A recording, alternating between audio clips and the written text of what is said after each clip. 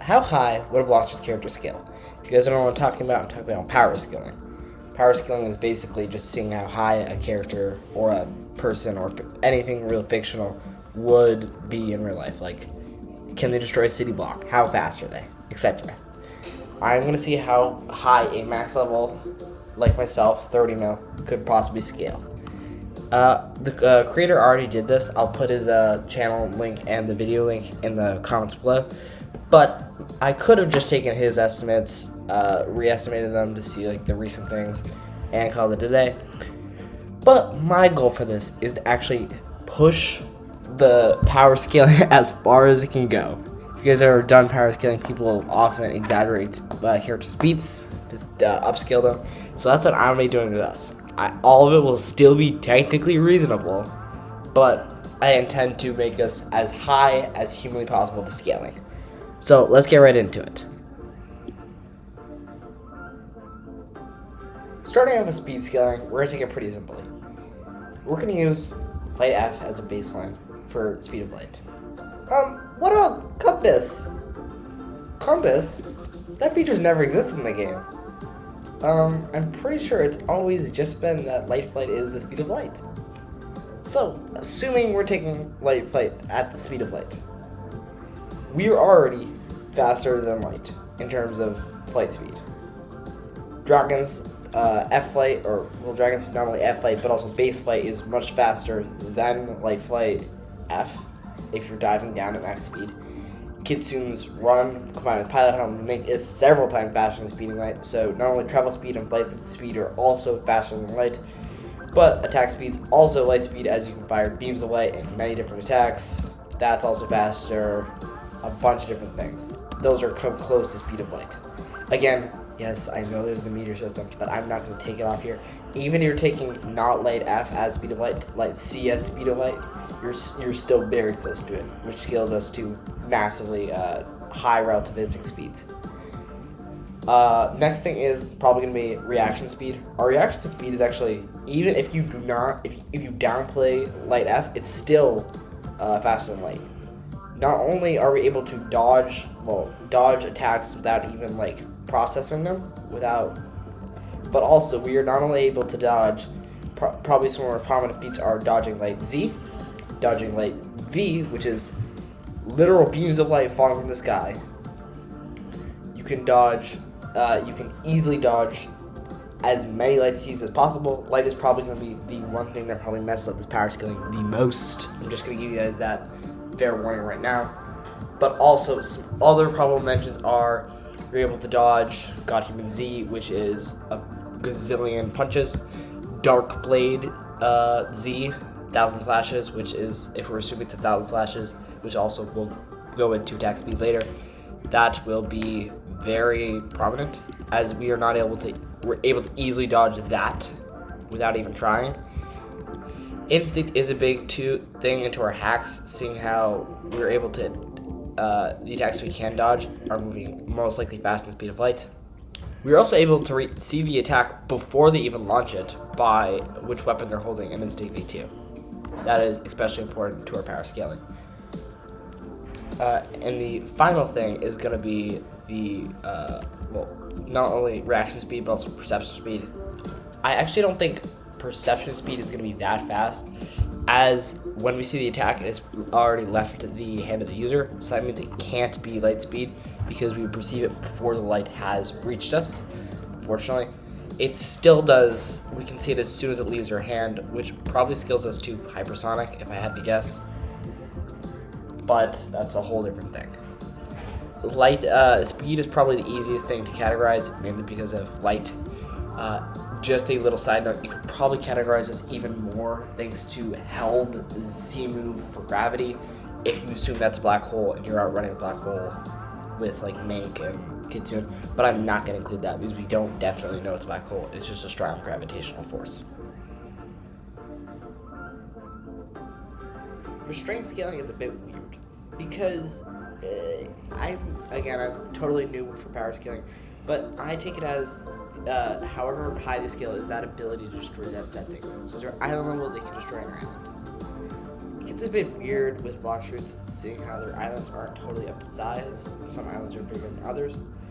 But we are easily, without even trying, small island level. That is entirely because of Quake V's move. Quake's V move, if you guys don't know, is basically you guys summon a huge wave that covers an entirety of a first sea island. There's a couple other moves that do that, like Light Rumble's V move, controls, I forget which actual move it is, but the move that its domain covers the entirety of an island, it can slice things in half. Those kind of moves easily cover the entirety of an island. And the thing is, as a max level, you can toss those out with minimal effort all the time. So easily scaling to small island level. I would have said island levels where we capped. Like with the V move, as I already said, covering basically the entire island fully charged. That would have been where we capped, because most moves don't exceed that big island level thing. You could have probably destroyed island levels, seeing that most moves deal more damage than Quake V, and you could probably, if islands were destructible, whittle them down. But I was gonna say that is gonna be the end until I looked at Gravity. Gravity is a small issue.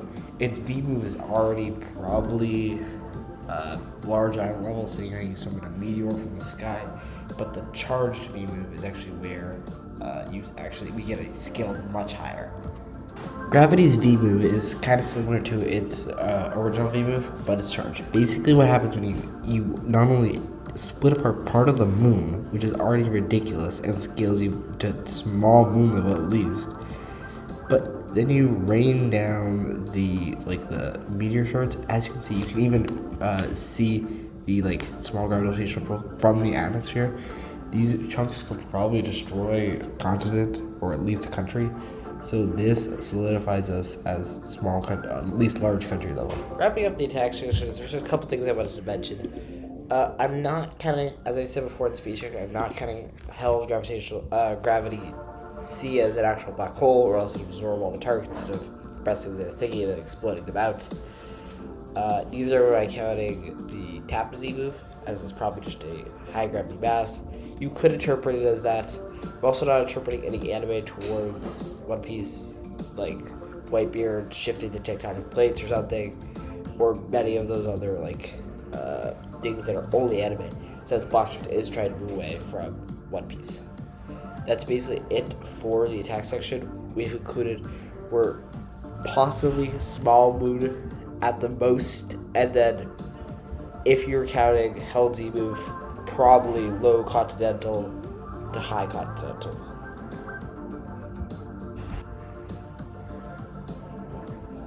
Durability is a pretty easy one, seeing how we as the player can tank numerous attacks that I just say were at least large continental, as we've seen.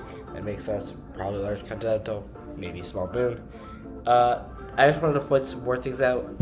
The fact that we can constantly take about 3 of those attacks before dying, and even more if we use buffs and V4, which I'll get into later, just shows wonders and should scale us a bit more, probably nudging us to small moon level. Another thing I want to point out is that we can just step on lava. Like, you only take damage with lava when you move. And even so, you can just stand on it. If you guys don't know, lava is extremely high temperature. It can melt about to 2,000 degrees. So just that also upscales us just a bit more. Probably not as much as our asteroid feat, but still, that's just thing to say. Durability is a pretty quick section. Usually it's hard to scale, but since we can take every attack in the game, there's no real one-shot attacks without special conditions. Basically scales us to our strongest attack, which is about large continental, moon level, small moon level, probably small moon level, seeing how we can tank multiple of them, and even more with buffs. That's it for this durability section. Again, scaling probably to small moon. Hacks, it refers to all our abilities, and like most characters that scale higher in power scaling, we are utter hacks merchants.